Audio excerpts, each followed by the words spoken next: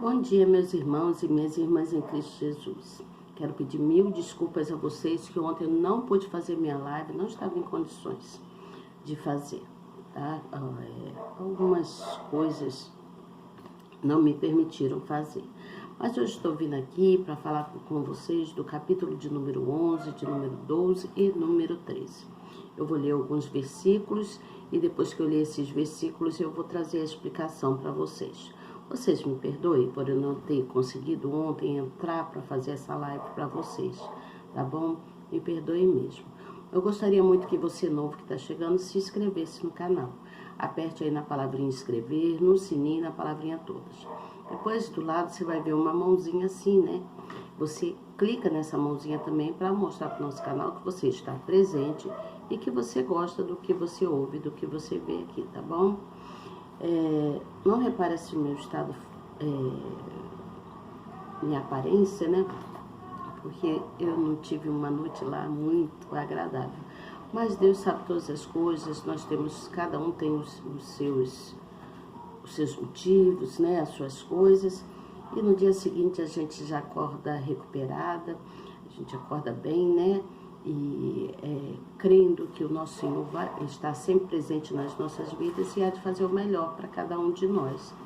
Então nós precisamos buscar sempre na palavra do Senhor, porque é buscando na palavra do Senhor que nós nos fortalecemos, que nós conseguimos ter um pouco mais de esperança, né? Porque as coisas estão tão difíceis por aí afora, não só por aí afora, mas na vida de cada um de nós. Todos nós, querendo ou não, nós temos os nossos problemas, as nossas dificuldades.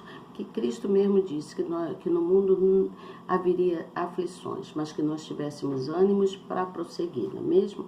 Então eu estou firme e forte aqui, carregando no meu coração o amor de Cristo e buscando estar sempre na palavra dele. Então eu vou ler para vocês aqui o capítulo de número 11, 12 e 13 e depois então eu venho com a explicação, tá bom? A explicação que está aqui na nossa Bíblia, tá? Espero que você esteja com a sua aí, me acompanhe por favor e também preste atenção no que eu venho trazer, né, da palavra amiga, de mais importante aqui que nós colhemos daqui do nosso estudo, tá bom? O conhecimento para a gente é de grande importância. Então vamos lá. Eu vou ler o capítulo de número 11 que fala sobre o juízo de Deus contra os chefes do povo. Versículo de número 1 diz assim: Então me levantou o Espírito e me levou à porta oriental da casa do Senhor, a qual olha para o oriente. E eis que estava à entrada à porta 25 homens, e no meio deles vi a Jazanias, filho de Azur, e a Pelatias, filho de Benaia, príncipe do povo. E disse-me: Filho do homem, estes são os homens que me maquinam perversidade e dão mau conselho nesta cidade. Deixa eu chegar um pouquinho mais aqui para pertinho de mim. Os quais dizem: Não está próximo o tempo de edificar casas, mas cidades é o caldeirão e nós a carne. Portanto, profetiza contra eles, profetiza, ó filho do homem. Caiu, pois, sobre mim o Espírito do Senhor, e disse-me: Fala, assim diz o Senhor, assim haveis falado, ó casa de Israel, porque quanto às coisas que vos sobem ao Espírito, eu as conheço. Vamos pular aqui para o versículo de número 16, que diz assim: Portanto, diz, assim diz o Senhor Deus, ainda que os lancei para longe entre os gentios, e ainda que os espalhei pelas terras, todavia lhes serei como um pequeno santuário nas terras para onde forem. Versículo de número 22, que diz: Então os querubins elevaram as suas asas, e as rodas os acompanhavam, e a glória de Deus de Israel estava em cima sobre eles. E a glória do Senhor se alçou desde o meio da cidade e se pôs sobre o monte que estava ao oriente da cidade. No versículo 25 diz assim: E falei aos do cativeiro todas as coisas que o Senhor me havia mostrado. Vamos lá para o capítulo de número 12, que fala sobre a mudança para fora do muro. Então diz assim: e veio a minha palavra do Senhor dizendo: filho do homem, tu habitas no meio da casa rebelde, que tem olhos que vê e não vê, e tem ouvidos para ouvir e não ouve, porque eles são casa rebelde.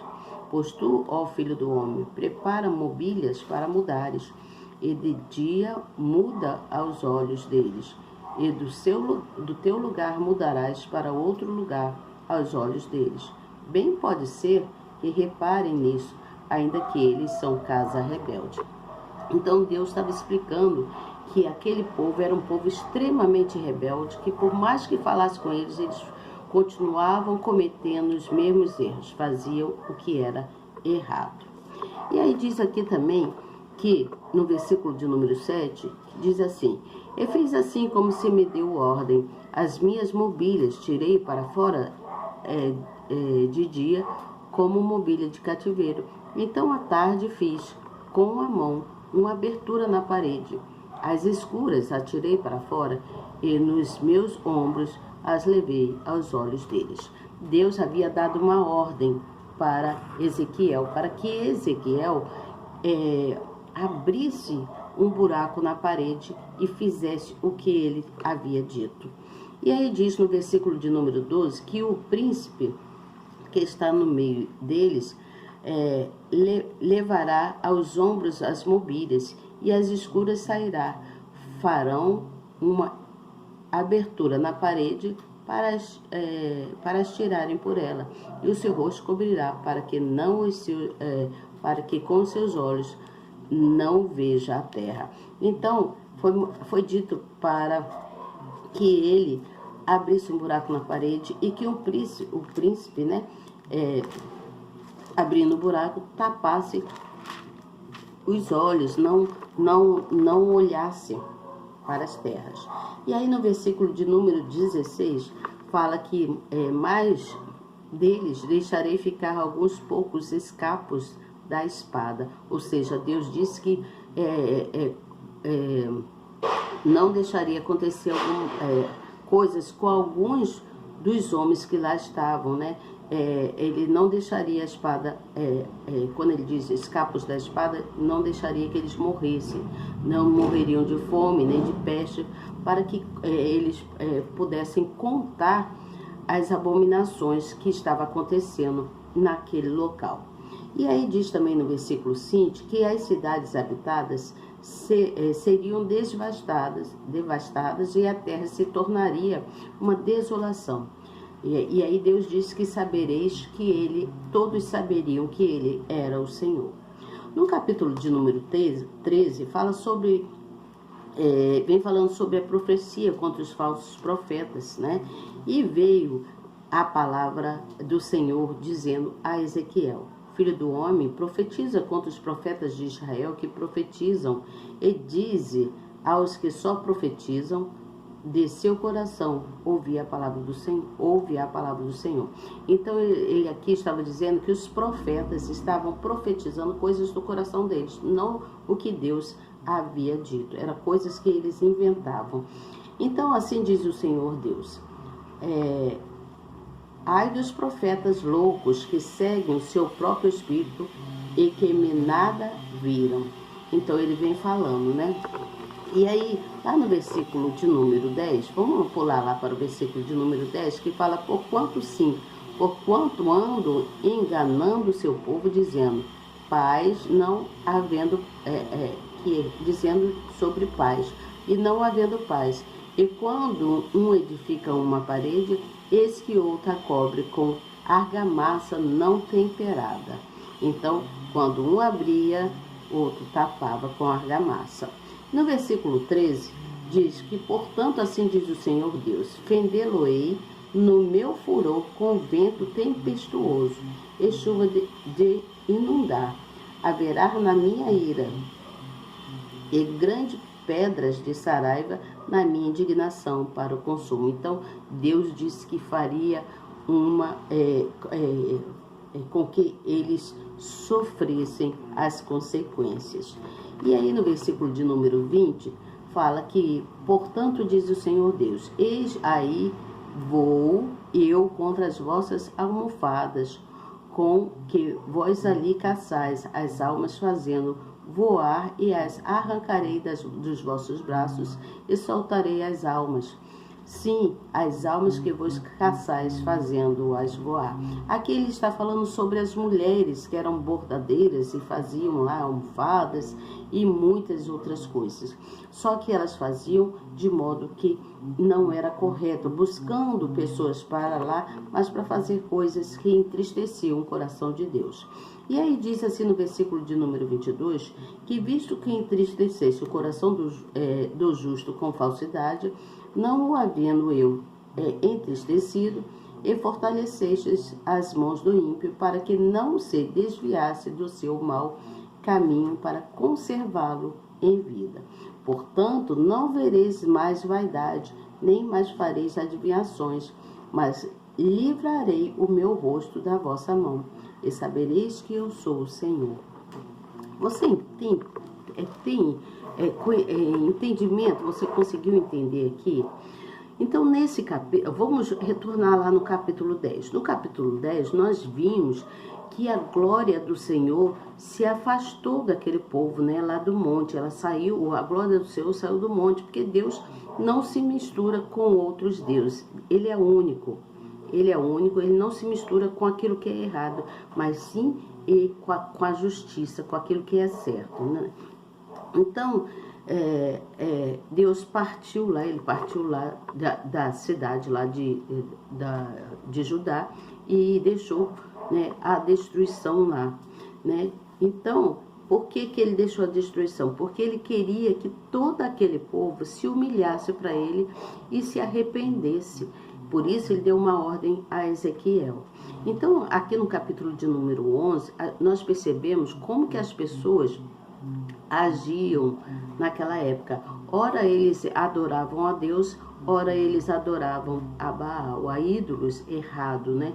Todos tinham corações endurecidos, todos eram perversos, pensavam somente em injustiça, em coisas erradas, em coisas que não eram da fé do nosso Senhor Jesus Cristo. E aí no capítulo 12, vem falando dos ataques, né, que a Babilônia atacaria lá contra Jerusalém. E todos os judeus iriam para o cativeiro. Por isso que Deus insistiu com Ezequiel que pregasse o arrependimento naquela época. Aos que já estavam lá, né? Tinha alguns que estavam lá no exílio, já no cativeiro, e Deus queria que ele falasse para aquele povo que estava lá quanto o arrependimento. Você entende? Então Deus deu instrução, né? Foi dadas as instruções para Ezequiel. E aí nós vimos que Deus fala também dos provérbios falsos, alguns provérbios falsos que eles ditavam lá, os profetas, né? E as profetisas também. E com isso trazia muitas consequências de idolatria, de falsidade, de inveja, de arrogância, de perversidade que as pessoas guardavam no coração. Então, hoje não é muito diferente, gente. Hoje não é muito diferente os acontecimentos. Muitas coisas ruins têm acontecido no mundo em geral, né? Em todos os países. Muitas coisas ruins têm acontecido devido ao comportamento da humanidade. A humanidade está se comportando de forma agressiva, está se comportando de forma que está destruindo a natureza, está descuidando dos animaizinhos, está destruindo uns aos outros, né? Buscando seus interesses. E cada qual busca o seu interesse. E com isso traz muita tristeza para muitos de nós. Todos nós sofremos as consequências da incredulidade, da falta de respeito, da falta de amor para com o próximo, para com tudo que nós temos, com tudo que Deus nos deu. Então, nós devemos buscar em Deus ser mais amáveis uns com os outros e obedecer os mandamentos de Deus. Nós devemos carregar dentro de nós o que é bom, né? Nós devemos carregar dentro de nós o que é bom, né? Nós devemos estar sempre lembrando das palavras de Deus, né? De que tudo que Ele faz pra gente é bom. Tudo que Deus faz nas nossas vidas é bom. A palavra dele é boa, ela é perfeita e é agradável. Sempre foi e será para a vida inteira, né? Para sempre. Deus é para sempre. Ele é eterno. Ele não tem mutação, ele não muda. Ele é sempre o mesmo. Ele é justo, sua palavra é perfeita, é agradável e é boa. Ele faz tudo de melhor para cada um de nós. Então nós precisamos tomar consciência disso, porque a vida só se torna paz quando ela vem quando ela vem em harmonia com Jesus, né, com Deus, né? Porque o poder dele, o poder do sangue dele derramado naquela cruz é que nos deu a salvação de nós estarmos aqui até hoje. E ainda tem muito para nos dar, né? Muitas coisas estão por acontecer, por vir ainda, e nós devemos nos entregar e confiar plenamente nesse Deus, tá bom? Amanhã eu venho com vocês com o capítulo de número 14, que fala sobre o castigo dos idolatras, né? E também da videira inútil, tá bom? Possa ser que eu ainda venha falar do capítulo de número 16. Vou ver se eu consigo prosseguir falando de 3 em 3 capítulos, tá bom? Até amanhã, fique com Deus, que Deus os abençoe grandemente e espero vocês aqui amanhã. Não esqueçam de dar o likezinho aí e compartilhar a palavra, tá? Seja uma pessoa generosa. Fale do que é bom, porque o que é bom é a palavra de Deus. Leva a mensagem, a palavra do Senhor é boa, perfeita e agradável. Ele é sempre bom o tempo todo nas nossas vidas. Bom dia para você, boa noite se você vê à noite e até amanhã, se Deus quiser.